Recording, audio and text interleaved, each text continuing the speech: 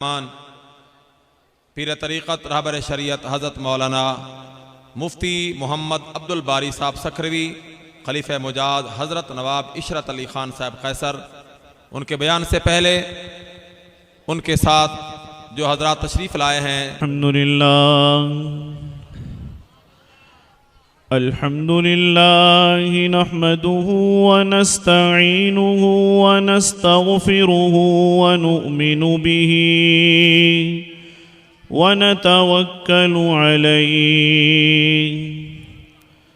व नऊज़ु बिल्लाहि मिन शुरूरि अनफुसिना व मिन सय्यिआति अअमालिना। मन यहदिहिल्लाहु फला मुदिल्ल लहु व मन युद्लिल्हु फला हादिय लहु।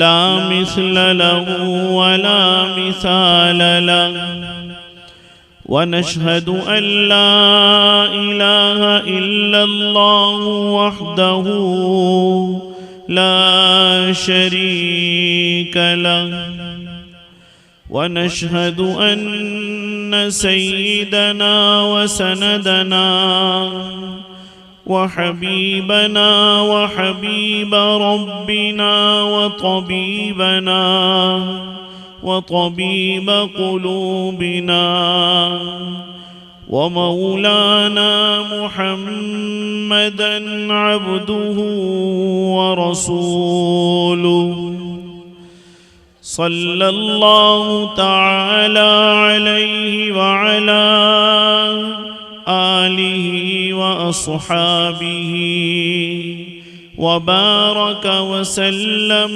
तस्लीमन कसीरन कसीरा। मौलाय सल्लि व सल्लिम दाइमन अबदा अला हबीबिक मन ज़ानत बिहिल उसरू। अम्मा बाद फ़अऊज़ु बिल्लाहि मिनश शैतानिर रजीम। बिस्मिल्लाहिर रहमानिर रहीम। क़ाल अल्लाहु तबारक व तआला फ़िल क़ुरआनिल मजीद वल फ़ुरक़ानिल हमीद। इन्नल्लाह यअमुरुकुम अन तुअद्दुल अमानाति इला अहलिहा। सदक़ल्लाहु मौलानल अज़ीम व सदक़ रसूलुहुन नबियुल करीम व नहनु अला ज़ालिक लमिनश शाहिदीन वश्शाकिरीन वल्हम्दुलिल्लाहि रब्बिल आलमीन।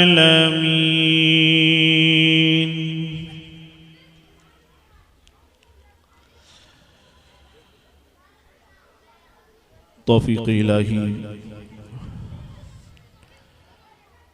और अपने बुजुर्गाने दीन की बरकत से मैंने आज की इस मुबारक महफिल में, मुबारक नशिस्त में, जहां आने के बाद मुझे ये एहसास भी हो रहा है कि बड़े बड़े उलमाए किराम के दरमियान बैठकर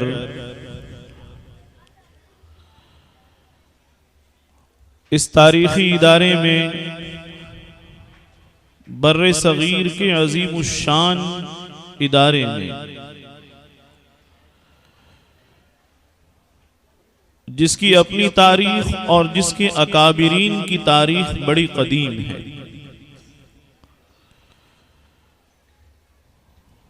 वो अकाबिरीन जिन्हें अल्लाह ने बड़ी आली निस्बत अता फरमाई, बड़ी बुलंद निस्बत से सरफराज फरमाया। मुझे एहसास हो रहा है कि मुझ जैसे तालिब इल्म आदमी के लिए बहरहाल बयान करने का मकाम तो नहीं है।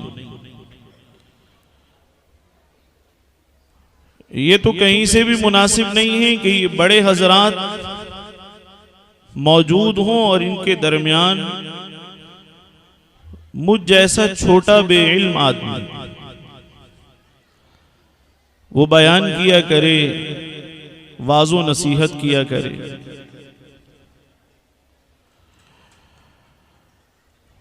और बजाते खुद ये इदारा जिसके बारे में मैंने अर्ज किया कि इसके अकाबिरीन की निस्बत बड़ी बुलंद है, बड़े बड़े अल्लाह वाले यहां गुजरे हैं। और देखिए अल्लाह वालों की शान ये हुआ करती है, हदीस शरीफ में आता है हुजूर अलैहिस्सलातु वस्सलाम सहाबा इकराम के हमरा एक मर्तबा किसी सफर से तशरीफ ला रहे थे,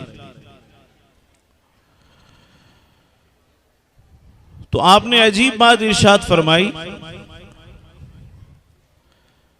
आपने यमन की जानिब इशारा करके इरशाद फरमाया, इन्नी ला अजीदु नफसर रहमान मिन क़िबलिल यमन, कि मुझे यमन की जानिब से रहमान की खुशबू आ रही है। बज़ाहिर बड़ी अजीब सी बात है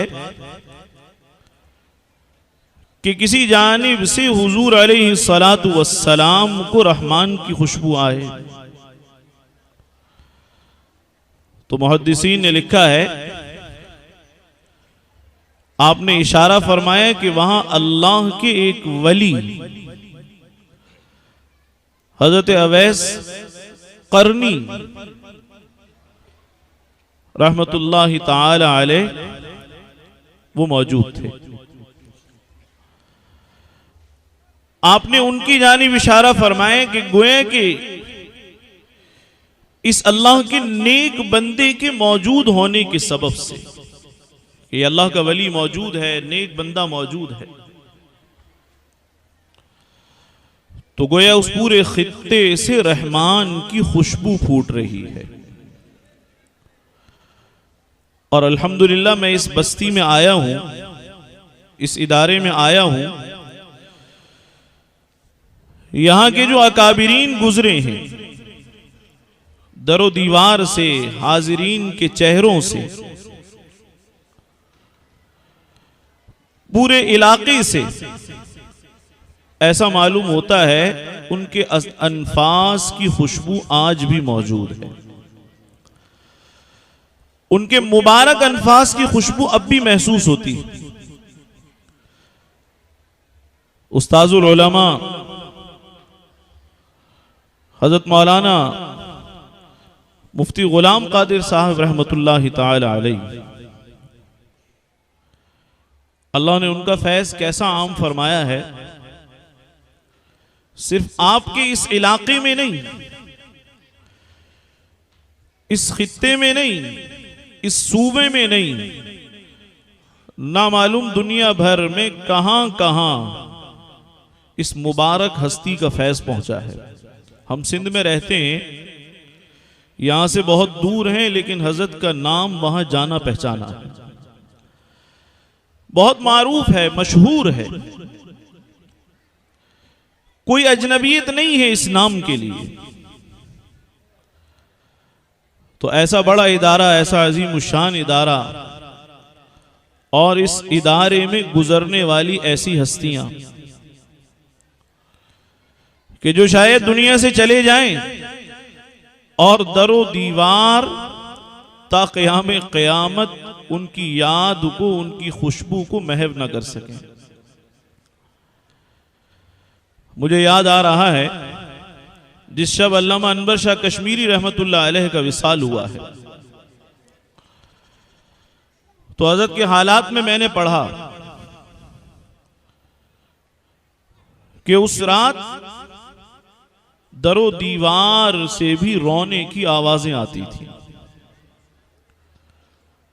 फूट फूट कर रोने की आवाजें आती थी। और अल्लाह के नेक बंदों पर अल्लाह का इनाम है कि जमीन के जिस टुकड़े पर रहते हैं, जिस मकाम पर रहते हैं, जहां इबादत करते हैं, नमाजें पढ़ते हैं और जहां इनकी फयूज व बरक़ात फैलते हैं, जब ये दुनिया से चले जाते हैं तो वो खित्ते और हिस्से इन्हें याद करके रोया करते हैं। चुनांचे कुरान मजीद से मालूम होता है अल्लाह ने फिरौन को और उसके साथ उसकी सारी कौम को कमोबेश 6 लाख अफराद गर्क फरमा दिए। और फिर आखिर में अजीब बात इरशाद फरमाई, फमा बकत अलैहिमुस्समाउ वल अर्द, न इन बदबख्तों पर आसमान रोया न जमीन रोई। तो ये अनफास कुदसिया हैं और ये उनकी खुशबू है और उनके मुबारक असरात हैं, ना मालूम कहां कहां फैलते हैं, कहां कहां पहुंच रहे हैं। अल्लाह ने उन्हें कैसा नवाजा था। तो खैर मुझे बड़ा एहसास हो रहा है कि अकाबिरीन के इस इदारे में और अकाबिरीन ही के दरमियान बैठकर, ये सब बड़े हजरात हैं जो यहां मौजूद हैं, मुझ जैसा तालिब इल्म जुरत करे बात करने की, नसीहत करने की, बहरहाल जेब तो नहीं देता, लेकिन इन्हीं हजरात का अमर है, इन्हीं हजरात का हुक्म है। तो एक खास मामले से मुताल्लिक,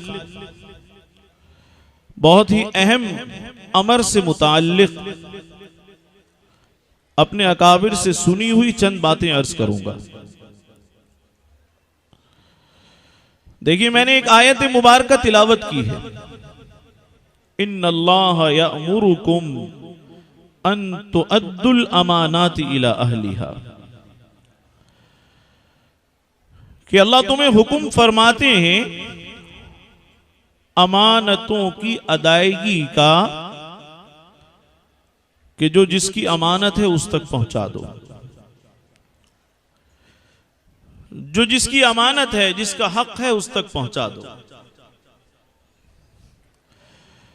और हमारे यहां आम तौर पर यह ख्याल किया जाता है कि शायद अमानत के माना यह है कि किसी ने कोई चीज हमारे पास रखवा दी, जब वक्त आए तो उसकी चीज उसे लौटा दी जाए, ये अमानत है, ये भी अमानत है। लेकिन याद रखिए अजीजान मोहतरम, अमानत का मफहूम सिर्फ इतना सा नहीं है कि किसी का बर्तन घर में आया और वो हमने लौटा दिया, किसी से पैसे लिए वो लौटा दिए, या वो पैसे हमारे पास अमानत हो गए। मैंने अर्ज किया ये भी अमानत है और हमारे अकाबिरीन ने इसकी भी बड़ी पासदारी फरमाई है। मुझे याद आ रहा है मुफ्ती आजम पाकिस्तान मुफ्ती मोहम्मद शफी साहिब नव्वरल्लाहु मरकदहु, मैंने हजरत के हालात में पढ़ा, शेखुल इस्लाम हजरत मौलाना मुफ्ती मोहम्मद तकी उस्मानी दामत बरकातुहुम ने नकल फरमाया है। फरमाया आखिर जमाने में वालिद माजिद रहमतुल्लाह अलैह की अजीब आदत हो गई थी। उन्हें यह आदत पड़ गई थी कि हम घर से खाना लाया करते थे, तो खाना खाने के बाद जो बर्तन खाली होते थे उनकी वापसी में बड़ी उजलत फरमाते थे। फरमाया करते थे भाई जल्दी बर्तन उठाओ, जल्दी बर्तन उठाओ। तो हज़रत मुफ्ती साहब ने लिखा है कि मैंने महसूस कर लिया कि ये अजीब बात है, अंदर घर से बर्तन आए हैं और वालिद मोहतरम के कमरे में है, ये भी घर का हिस्सा है। तो अजीब बात है, इतनी उजलत की क्या बात है? बात है मुझसे न रहा गया और बिल आखिर मैंने एक रोज सवाल कर लिया, पूछ लिया कि ये अजीब बात है कि आप खाना तनावुल फरमाने के बाद बड़ी उजलत फरमाते हैं कि बर्तन जल्दी उठा लो, हालांकि घर से बर्तन आए हैं और घर में मौजूद हैं। ऐसी उजलत की भला क्या जरूरत है? कोई खास बात है? फरमाने लगे हाँ खास बात है। वो खास बात यह है कि मैंने अपने पीछे के वसीयतनामे में लिख दिया है कि इस कमरे में जो भी सामान पाया जाए वो मेरा जाती सामान है, मेरी किताबें हैं, मेरे इस्तेमाल की चीजें हैं, और मैं ये ख्याल करता हूं कि बर्तन मेरे नहीं है, तुम्हारी वालिदा के हैं।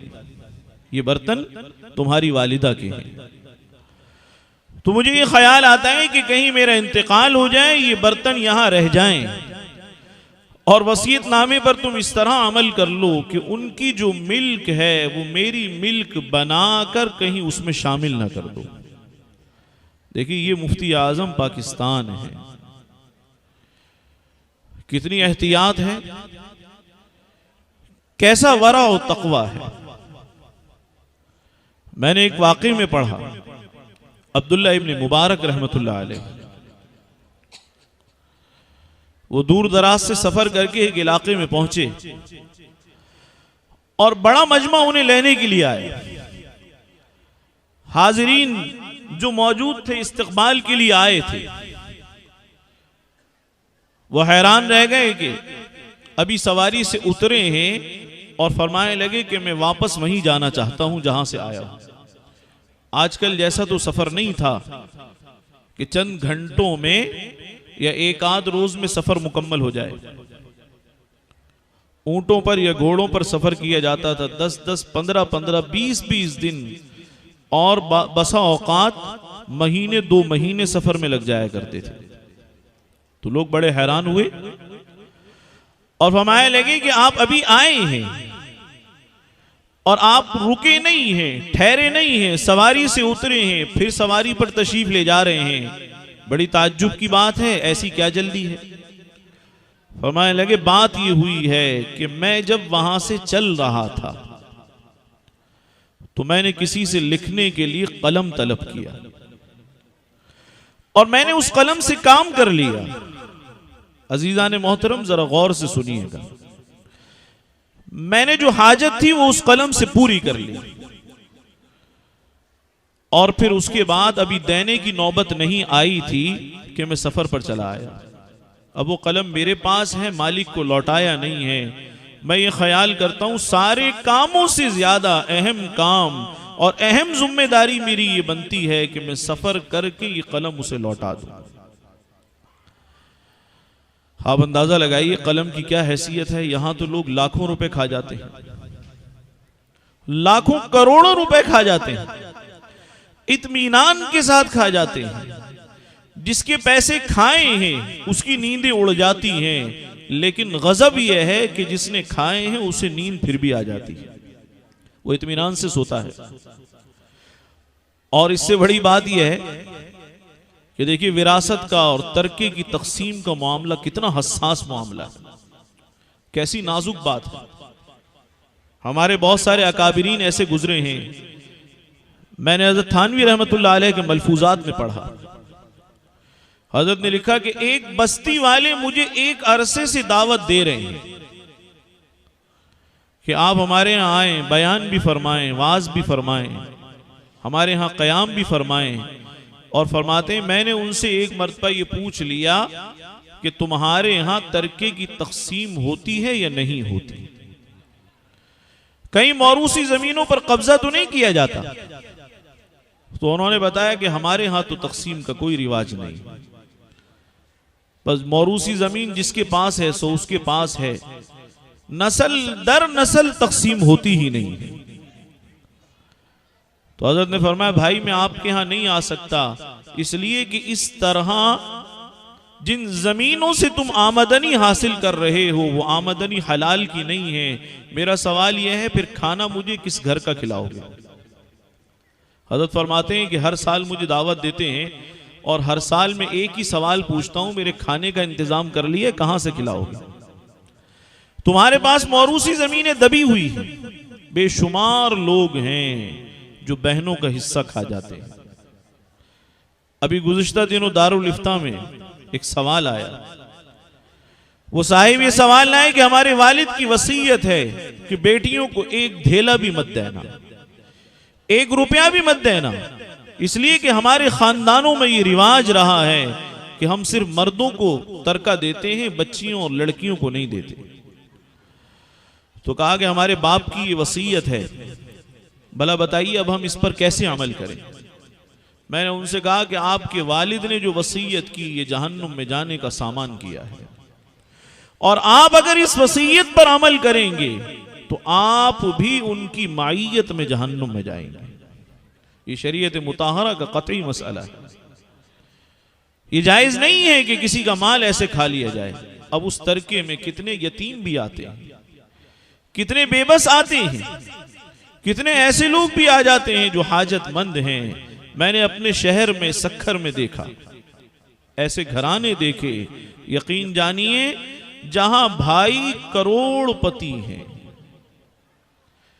करोड़ों रुपए के मालिक हैं, करोड़ों रुपए की जायदादों के मालिक हैं, लेकिन वो सारा का सारा पैसा तरके का पैसा है जो उन्होंने नाहक दबा रखा है। और बहनें वो भी उसी बाप की बेटियां हैं जिस बाप ने ये तरका छोड़ा है और जिन बेटों ने इस तरके से तरक्की की है। मैंने देखा कि उनकी बहनों का ये हाल है कि बिजली का बिल भरने के लिए पैसे नहीं हैं, ज़कात मांग रही हैं। बच्चों की स्कूल फीस देने के लिए पैसे नहीं है, ज़कात मांग रही हैं। दर दर ठोकर खा रही हैं, हाथ फैलाती हैं कि खुदारा खाने पीने के लिए नहीं है, बिल अदा करने के लिए पैसे नहीं हैं, अच्छे स्कूल में पढ़ा नहीं सकती। इतना फर्क है दोनों के मायारे जिंदगी में जैसे जमीन और आसमान का फर्क हो। और फिर ताज्जुब की बात है, वो भाई उस पैसे से हज भी कर रहे हैं। ये हमारी माशरती खराबी है, बहुत बड़ी खराबी है, जिसकी जानिब हम तवज्जो नहीं देते, हम ख्याल नहीं करते। बहुत सारे लोग हैं जिन्होंने किसी की जमीन पर कब्जा किया हुआ है, नमाज भी पढ़ रहे हैं, रोजा भी रख रहे हैं, लेकिन हराम आमदनी हलाल में मिल रही है। और याद रखिए, अगर 1 और 10 का तनासुब हो, यानी 10 रुपए की कोई चीज ली है, सिर्फ एक हिस्सा, 1 रुपया, 1 दिरहम उसमें हराम का आ जाए, 9 दिरहम हलाल के हों, तो मालूम है कि अल्लाह 1 और 9 का फैसला नहीं फरमाएंगे, अल्लाह इस 1 की बुनियाद पर सबके हराम होने का फैसला फरमाएंगे। ये नहीं होगा कि 1 हराम है और 9 हलाल हैं, तो इस 1 की वजह से बाकी 9 को हलाल रखा जाए और 1 को हराम रखा जाए। नहीं, हराम यानी नजिस वो ताहिर पर गालिब आ जाएगा। कितने लोग हैं जमीनों पर कब्जे किए हुए हैं, किसी की दुकान किराए पर ली, वापस नहीं देते, मुकदमा चल रहा है, आमदनी को हराम बना रहा है। किसी की जमीन पर कब्जा कर लिया, उस पर खेती करता है, फसल करता है, उसे खुद भी खाता है, अहले खाना को भी खिलाता है। एक हदीस मैंने अजीब पढ़ी, हदीस शरीफ में आता है, हुजूर अलैहिस्सलातु वस्सलाम ने सवाल फरमाया, मालूम है कि यतीम कौन है? यतीम किसे कहते हैं? आपसे भी अगर पूछा जाए यतीम कौन है, तो हम में से भी हर एक ये कहेगा यतीम वो है कि बुलूगत से पहले पहले बचपन के जमाने में उसके बाप का इंतकाल हो जाए। तो साहबा इकराम में से किसी ने जवाब दिया, या रसूलल्लाह, हम उसे यतीम समझते हैं का साया उसके सर पर ना रहे। हदीस शरीफ में आता, हुजूर ने इरशाद फरमाया, सच्चा और हकीकी यतीम वो है जिसका बाप मौजूद हो लेकिन लुकमा उसे हराम का खिलाता हो, लुकमा उसे हराम का खिलाता हो। कितने अफसरान हैं जो ओहदे को अमानत नहीं समझते, ओहदे पर बैठे हुए रिश्वत ले रहे हैं, बेदरेग ले रहे हैं, इत्मीनान से ले रहे हैं। मुझे याद है हजरत रहमतुल्लाह अलैह के पास एक साहिब आए और आकर कहने लगे कि तसलसल से ख्वाब देखता हूं। हजरत ने फरमाया क्या ख्वाब देखते हो? मेरे घर के बाहर जो गंदा गटर है, उस गटर से जो गंदा पानी निकलता है, नाली में आता है, मैं उस नाली से एक नाली अपने घर की तरफ निकाल रहा हूं, उस गंदे पानी की। और ताज्जुब की बात यह है कि वो गंदा पानी घर में जाता है, मैं भी उस पानी को पीता हूं और बच्चों को भी पिलाता हूं। तो मुझे आज भी याद है, हजरत ने फरमाया उससे, आहिस्तगी से पूछा तुम्हारी आमदनी कैसी है? तुम्हारी आमदनी कैसी है? आमदनी के जराए कैसे हैं? अब उन्होंने सर झुका लिया और कहने लगे कि आमदनी के जराए तो अच्छे नहीं, आमदनी के जराए अच्छे नहीं, हलाल के नहीं। तो फरमाया अल्लाह तुझे इससे ज्यादा और क्या साफ दिखाएंगे? तू गंदगी से नाली निकालता है, घर तक लाता है, उसमें से खुद भी पीता है और बच्चों को भी पिलाता है। अल्लाह तुझे और क्या वाज़े दिखलाएं कि नजासत हराम कमाई की सूरत में तू ला रहा है और इनके पेट तक पहुंचा रहा है। हमारे एक बुजुर्ग गुजरे, उन्होंने एक मरतबा अपना अजीब तजर्बा बयान किया, बड़ा अजीब तजर्बा। फरमाए लगे जो लोग औलाद को लुक़्मा हराम से नहीं बचाते, और वो लोग जो लोग औलाद को लुक़्मा हराम से नहीं बचाते, और वो लोग जो औलाद की वजह से हराम कमाते हैं। आज जिस अफसर से पूछ लें, जिस ओहदे पर बैठा हुआ है, उससे मालूम करें कि भाई आप रिश्वत ले रहे हैं, रिश्वत लेने का सबब क्या है? कहता है बच्चे अच्छे स्कूल में तालीम हासिल कर सके, अच्छा पहन सकें।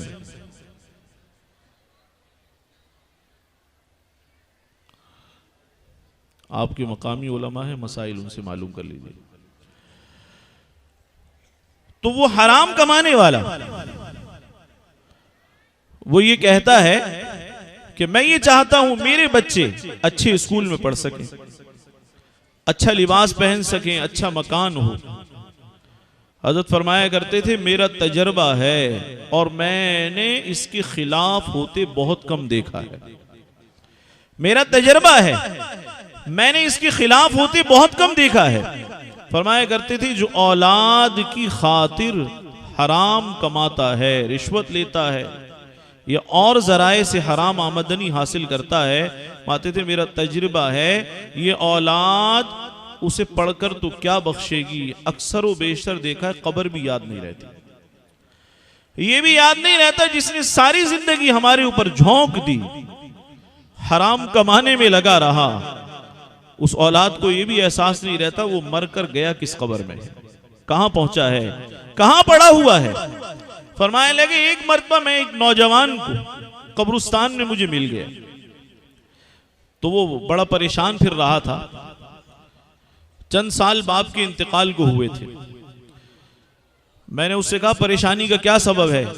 कहा अपने वालिद की कब्र ढूंढ रहा हूं। मैंने कहा अभी तो चंद साल हुए हैं, को बहुत तवील जमाना नहीं गुजरा। कहने लगा मुझे कब्र याद नहीं है, बस ये मालूम है कि कब्रिस्तान की इस जानिब में जो कमोबेश 1 किलोमीटर के बराबर इलाका था, बस ये याद है यहां दफन किया था। तो हज़रत फरमाने लगे मुझे याद आ गया, इसके बाप ने इनकी जिंदगी संवारने के लिए हराम बेदरेख कमाया था। तो भाई याद रखें असल यतीम ये है। कितने लोग हैं जो ओहदे और मनसब के साथ इंसाफ नहीं करते, अमानत में खयानत करते हैं। कितने लोग हैं जो हुकूक के साथ इंसाफ नहीं करते, ये भी खयानत करते हैं। मैंने अभी इब्तिदा में अर्ज किया, हम ये समझते हैं किसी की चीज हमारे पास रखी है वो अमानत है, और अगर हम उस चीज को लौटा दें तो हमने अमानत अदा कर दी है। अमानत इतनी सी नहीं है, जितने हुकूक हैं सब अमानत है। तरका अमानत है। किसी से किराए पर जमीन ली है, दुकान ली है, मकान लिया है, अमानत है। और ऐसे ही ओहदा और मनसब अमानत है। आज ये आलम है, पता नहीं यहाँ क्या सूरत हाल है। हमारे सिंध में अजीब सूरत हाल है। वहां सरकारी बुनियादों पर मुलाजमतें दे दी जाती हैं, स्कूल टीचर बन जाते हैं। एक स्कूल टीचर आए और कहने लगे अल्लाह ने बड़ा करम किया है। मैंने कहा क्या करम किया है? कहने लगे ऐसी मुलाजमत मुझे मिल गई है जहां पूरा साल जाना भी नहीं पड़ता। मैंने कहा अल्लाह ने बहुत करम किया है आप पर, अल्लाह ने बड़ा करम किया है आप पर। कहा सारा साल जाना नहीं पड़ता, तनख्वाह के लिए दस्तखत कराने के लिए रजिस्टर भी घर आ जाता है, उस पर दस्तखत करते हैं, तनख्वाह वसूल करते हैं। अल्लाह ने बड़ा करम कर दिया है, ऐसी मुलाजमत मिल गई है। मैंने उन्हें बताया कि आप तो हराम दर हराम में लगे हुए। मालूम है ये ओहदा किसी मुस्तहिक का हक था। एक तो नाहक आपने ओहदा लिया है और लेने के बाद दूसरा हराम अमर यह है कि आप मेहनत भी नहीं करते, जाते भी नहीं हैं, काम भी नहीं करते। जब काम नहीं करते, ओहदा भी नाहक लिया, तनख्वाह भी बगैर काम की ले रहे हैं, अरे हराम दर हराम। आंखें खुल गई, कहने लगे मैंने तो ये सोचा हुआ था कि अल्लाह ने बड़ा करम कर दिया है, छप्पर फाड़ के मुलाजमत भेजी है। ऐसी मुलाजमत मिली है कि मेरे तसव्वुर में भी नहीं थी। ना मालूम हैं जो मैं और आप अपनी जिंदगियों में रोजमर्रा कर रहे हैं। कभी किसी अमर में खयानत है, कभी किसी मामले में खयानत है, कभी किसी चीज में खयानत है। मैंने अपने हजरत रहमतुल्लाह अलैह से सुना, फरमाया करते थे घर का सरबरा है, घर में आता है, उमूमन औरतें ये किया करती हैं कि उसका ख्याल करती हैं, उसका लिहाज करती हैं। खवातीन अच्छा खाना उसके लिए निकाल कर उसे पेश कर दिया करती हैं, उसे पेश कर दिया करती हैं कि ये अच्छा खाना खा ले। बेचारी बचा कुचा खाती हैं, जो हिस्से में आ जाए वो खा लिया करती हैं। फरमाया करते थे मेरा विजदान ये कहता है अगर घर का सरबराह इसी तरह अच्छा छटा हुआ खाना खाता रहा, अल्लाह कल इस पर भी इसे पकड़ेंगे कि क्या तेरी बहू ने भी ऐसे ही खाया है। तू गोश्त लेकर घर में आने वाला है, तुझे मालूम है कि 1 किलो में इतनी बोटियां हैं और तूने निस्फ से जायद खा ली हैं, क्या बाकी बहुओं ने और बाकी खवातीन ने भी उतनी ही खाई हैं? फरमाया करते थे कि दीनदार लोग हैं लेकिन छोटी छोटी खयानतों पर नजर नहीं है। रोज पेट भरकर खाना खाता है, अल्हम्दुलिल्लाह कहता है और खड़ा हो जाता है। कभी ये भी ख्याल आता है कि जितना मैंने खा लिया है क्या उतना अहले खाना ने भी खाया है? फरमाया करते थे तुम गोश्त खुद लाने वाले हो, अजनास खुद लाने वाले हो और खाना बेहिसाब खाने वाले हो, अच्छा छांट लेने वाले हो। कल याद रखना अल्लाह इस पर भी तुमसे सवाल फरमा सकते हैं। कितनी नाजुक बातें। कितने लोग हैं तरके की तकसीम नहीं करते। हमारे अकाबरीन का मामूल रहा, अगर किसी के बारे में मालूम हो गया कि इनके यहां तरके की तकसीम नहीं हुई, बैत नहीं करते थे, बैत करने से इनकार फरमा दिया करते थे। फरमाते थे भाई पहले इस जुल्म को तो हल कर लो, अहले हुकूक को उनका हक तो पहुंचा दो। जब तक ये काम नहीं करोगे हम तुम्हें बैत नहीं करते, हम तुम्हारी बैत से आजिज आए। कितने लोग हैं जो हज भी कर रहे हैं, उम्रे भी कर रहे हैं और जमातों में वक्त भी लगा रहे हैं, अहलुल्लाह से ताल्लुक भी है, मशाइख से बैत भी है। और अगर मामलात की तरफ आप आ जाएं तो मामलात में खयानत ही खयानत भरी हुई है, तरके की तकसीम नहीं है। अब उसी मखलूत माल से जिसमें अपना भी हिस्सा है औरों का भी हिस्सा है, उसी मखलूत माल से हज भी करता है, उम्रे भी करता है, सारे काम करता है। याद रखिए चाहे साल में 10 मरतबा बैतुल्लाह चला जाए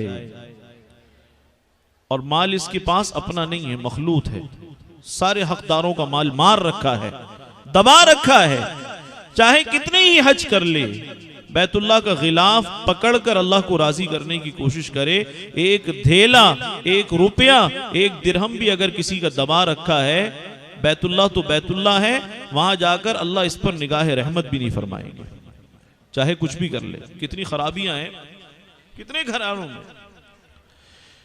कितने खानदानों में, कितने लोगों में ये खराबी मौजूद है और बरसहा बरस से चल रही है। बाज लोग इत्मीनान से कह देते हैं हमारे बड़ों में तरके की तकसीम का रिवाज नहीं था इसलिए हमारे यहां भी नहीं है। और हम भी ये काम नहीं करते। इसलिए भाई आता हुआ भला लगता है, देते हुए भारी गुजरता है, गिरा गुजरता है।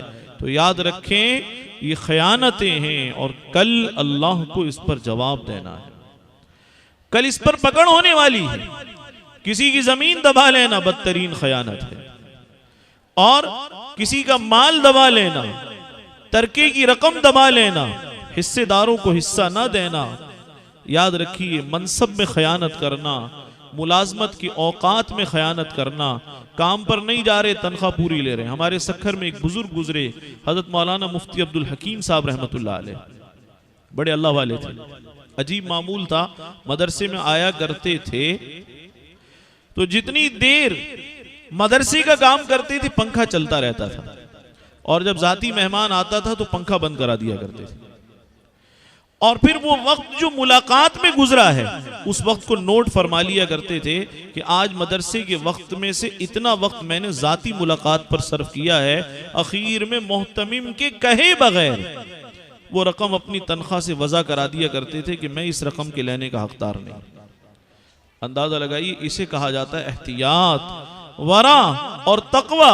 कभी हमें भी सोचना चाहिए इन लुक़मों में कितने लुक़मे गलत जा रहे हैं, मुश्तबे जा रहे हैं, हराम के जा रहे हैं। कहीं अमानतें तो मौजूद नहीं है, ओहदों के साथ नाइंसाफी तो नहीं है, कहीं किसी का माल तो दबा हुआ नहीं है, कहीं हुकूक में हक तलफी तो नहीं हो रही। याद रखिए नजात निरी दीनदारी से यानी इबादत से नहीं होगी, वहां तो नापा जाएगा मामलात के साथ, तोला जाएगा मामलात के साथ। इबादत तो एक तरफ रख दी जाएंगी, इबादत एक तरफ रख दी जाएंगी। पहले तो मामलात का सवाल होगा, और असल तुलाई तो इसी की होनी है। मीज़ान अमल में असल तो इसी चीज को तोला जाना है, इसी चीज को देखा जाना है। इसलिए भाई नमाज से धोखे में ना आए, रोजे से, इबादत से, हज और उम्रे की कसरत से धोखे में ना आए। इस बात का भी ख्याल रखें कहीं हुकूक में हक तलफी ना हो, किसी का माल ना मारा हो, तरका ना रोका हो, मनसब और ओहदे और जिम्मेदारी के साथ इंसाफ किया हो। सारी बातें अगर दुरुस्त हैं। एक साहिब ने मुझे अपना वसीयतनामा दिखाया, कहने लगे अल्हम्दुलिल्लाह, न मैंने किसी का लेना है न किसी को देना है, मेरी सारी नमाजें पूरी हैं, रोजे मेरे जुम्मे नहीं हैं, मैंने किसी का माल मारा नहीं है, तरका जो मेरे पास था मैंने सारा बुरसा में तकसीम कर दिया है।